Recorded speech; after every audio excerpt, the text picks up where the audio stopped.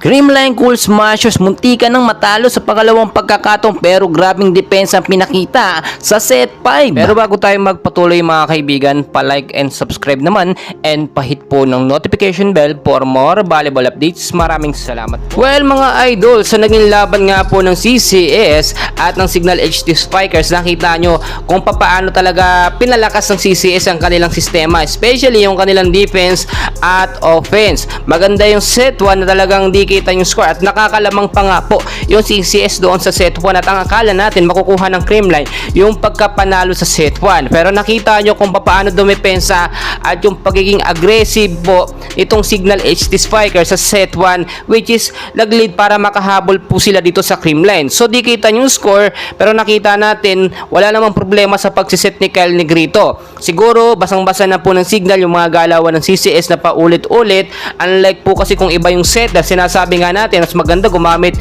itong CCS ng ibang setter, which is bigyan ng pagkakataon si Mapi Galanza para naman hindi mabasa ng Signal, kasi nababasa nga ng Signal yung galawan po ni Kyle Negrito. So natalo yung CCS sa set 1 dito kontra sa Signal HT Spikers. 26 ang CCS, 28 naman yung Signal. Dikitan din yung set 2 mga kaibigan at akala natin doon nga makakabawi o makaka-comeback po itong Creamline pagdating sa set 2, pero nakita natin mainit yung chemistry at momentum ng Signal, which is nagtuloy-tuloy yung magandang play nila.